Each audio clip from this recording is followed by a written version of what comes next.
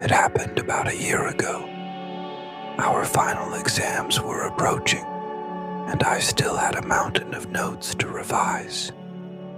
Normally, our school library closed around 5 in the evening, but because of the exams, the principal decided to keep it open until midnight for anyone who wanted extra study time. My house wasn't far from school, just a 10-minute walk, so I often stayed back to study in the quiet library instead of my noisy home. The silence there helped me think clearly. That evening, I reached the library around 6. I found a corner table near the window, opened my notebooks, and began studying. Page after page, time slipped away unnoticed. When I finally checked my phone, the clock read 10:03 p.m. I had never stayed that late before. Usually, I left around 8. At that hour, the library felt unusually empty. The soft humming of the ceiling fan and the dim yellow light made the place strangely eerie. I told myself I'd just finished the last few pages and head home. As I was scribbling a few final lines, a faint sound broke the silence.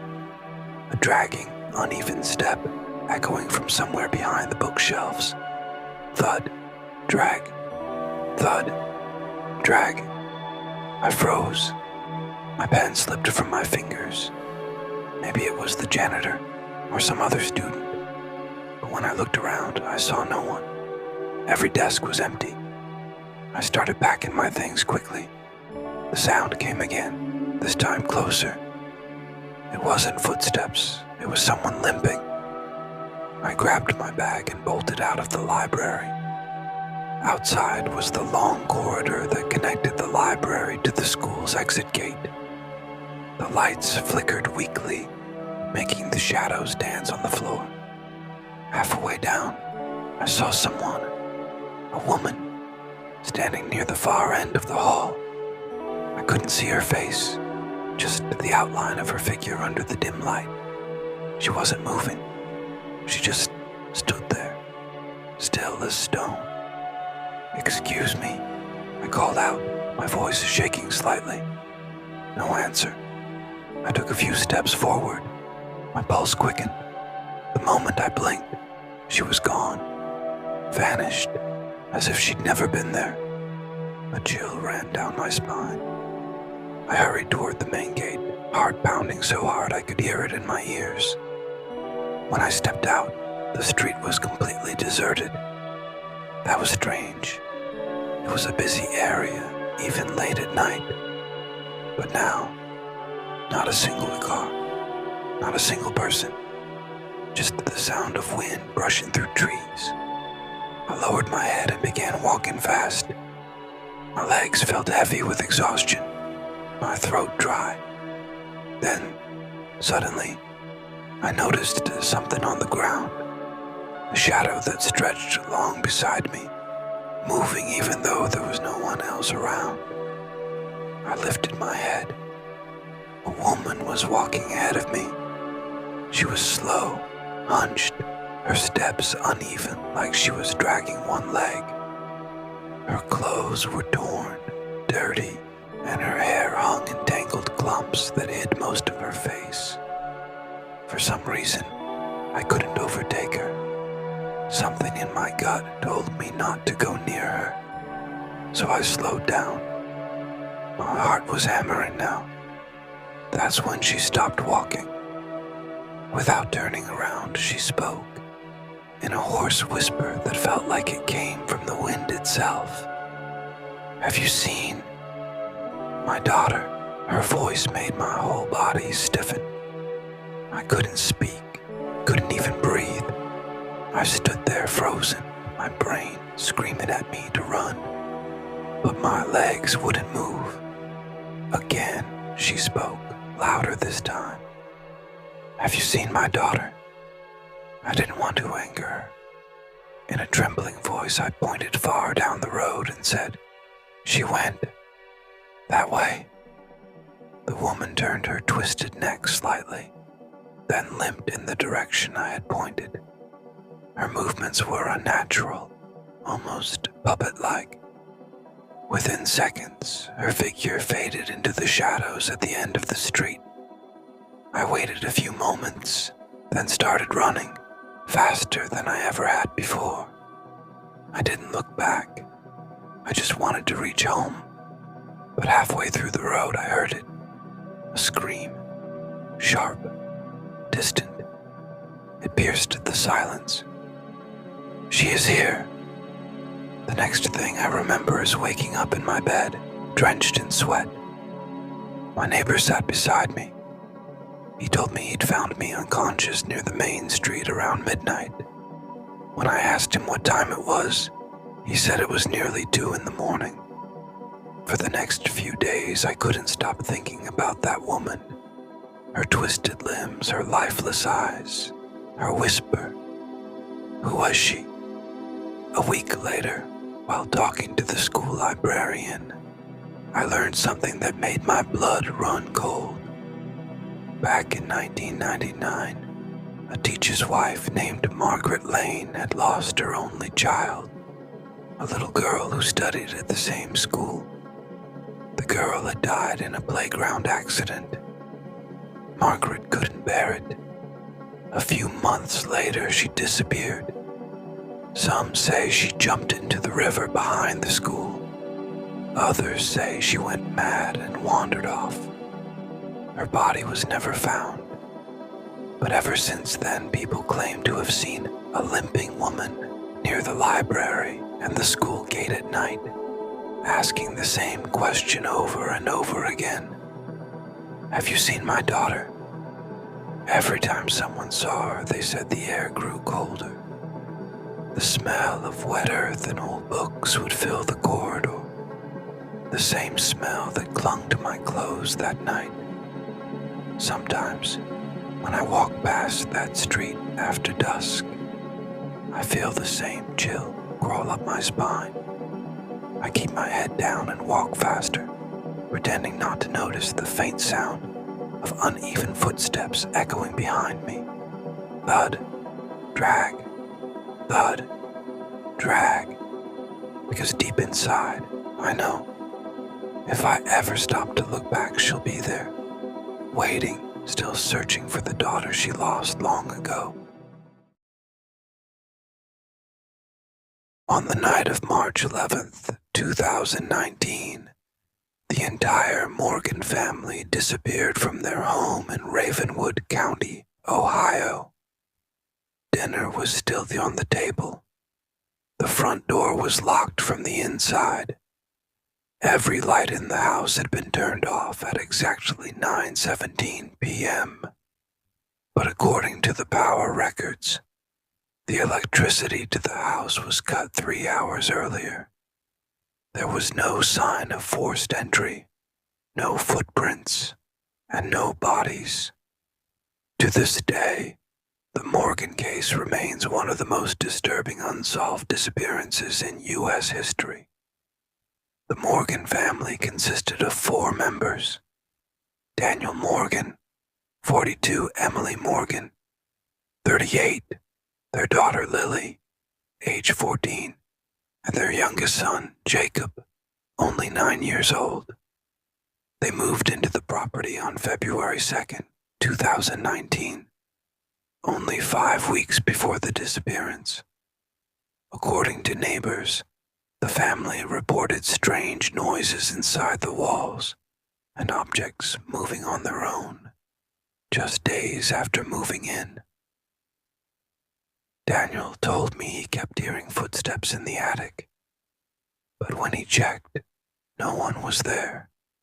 The last time I saw him, he looked scared.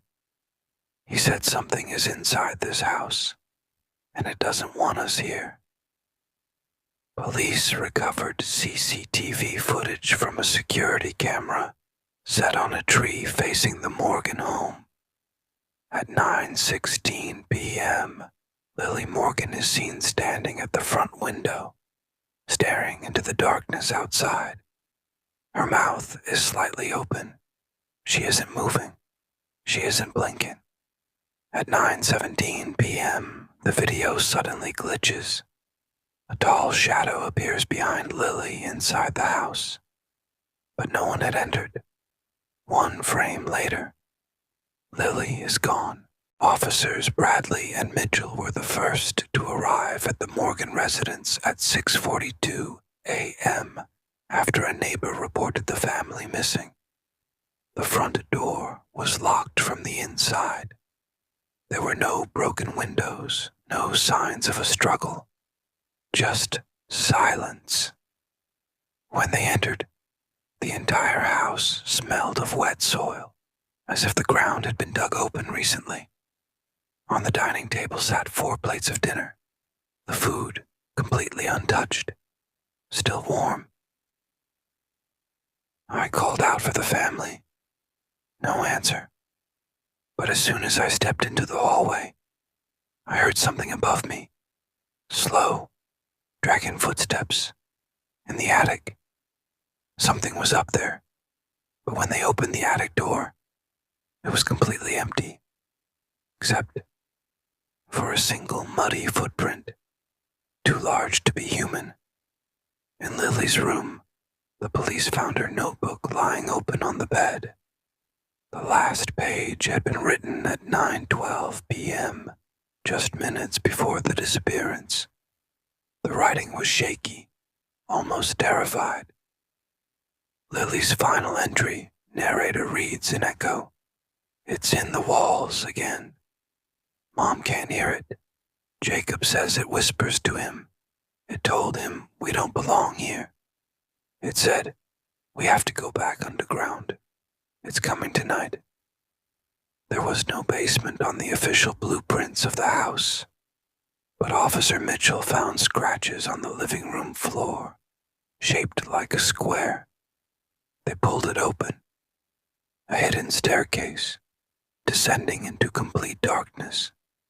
Inside the basement was a tunnel, with wooden coffins lining the walls. Every coffin lid was slightly open. Every coffin was empty. As the officers moved deeper into the tunnel, their body cameras began to malfunction. A distorted whisper echoed through the tunnel. They're home now. You are not. And then, the tunnel suddenly ended. A brick wall. No sign of the family. No exit. But the muddy footprints continued through the wall. The following morning, the FBI arrived with ground-penetrating radar.